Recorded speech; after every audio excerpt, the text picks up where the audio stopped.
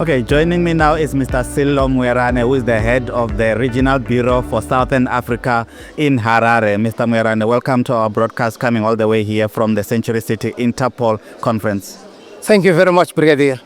I want us to reflect on your presentation that you made on day one, which was focusing on cyber-related, cyber-enabled crimes, which is an emerging threat, not only in South Africa, but in the region. Just reflect on that presentation briefly. Yes, my presentation look at the phenomenon of the cyber-enabled crime. And basically what we are observing as the regional coordination mechanism for Southern Africa.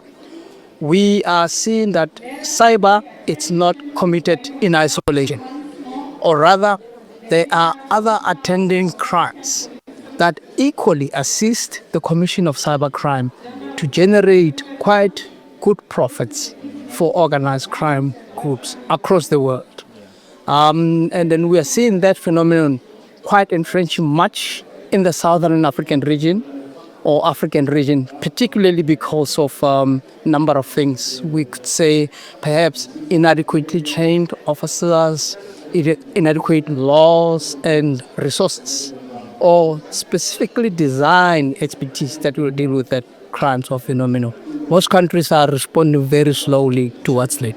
Yeah. You also mentioned in your presentation that many of these crimes are linked to syndicates from West Africa.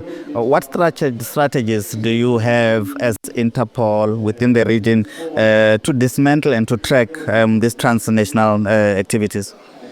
I don't know, Brigadier, but you will recall that when I started, I mentioned the organized crime grouping. The organized crime grouping, it's a very structured individuals that have a business intent in doing malicious activities. So what we have seen right now, it's mainly, it's not limited to this one, the black access, which is from Nigeria. And they are also particularly a problem within the Nigerian law enforcement, because they are not only committing the cyber, but they're also committing quite violent crimes.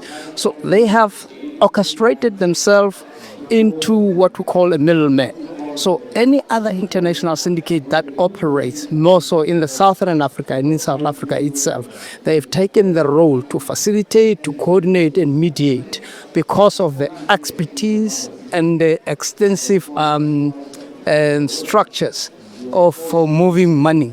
Among other things is utilization of the churches and all that.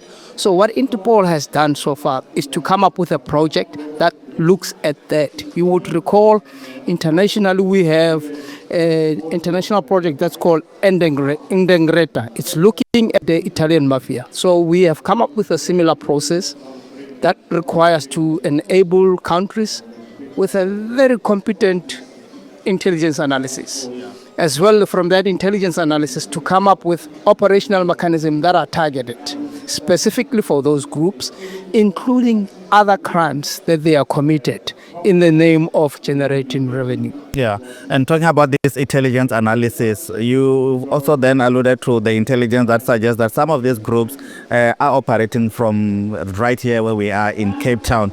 How is the Regional Bureau, in conclusion, working with Southern African authorities to curb these activities on the ground? Thank you very much for that question. You would recall that about a year or two, there was a coordinated joint operation effort between the North American intelligence and law enforcement, Interpol, and South African authorities, where we took down the operations of the Black X. The operation is called Blackjack. So what we are doing in this one is to ensure that, number one, we ensure that the law enforcement, most from the South African perspective, understand the mechanics, the structure, and the leadership of this organized crime grouping, as well as the preferred methods of moving the assets that are gained or illicit gains, such as money or acquisition of assets.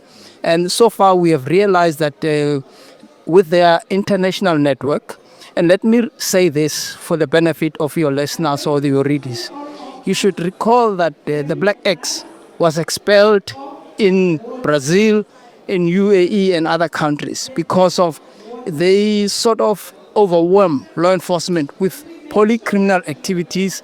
But at the top of our agenda is to make sure that their cyber-enabled criminal activities are well orchestrated and are not disturbed. So the purpose is to make sure that the law enforcement concentrate on other activities and are not necessarily looking at the cyber-related or computer-generated crimes which they are doing. So in a nutshell, we also want to work with South Africa and other Southern African law enforcement to enhance their digital extraction capabilities, which most of law enforcement are lacking in that regard. Yeah. Let me thank you very much, Mr. Moerane. I know there's still a lot to come in the week, but let me thank you for the time.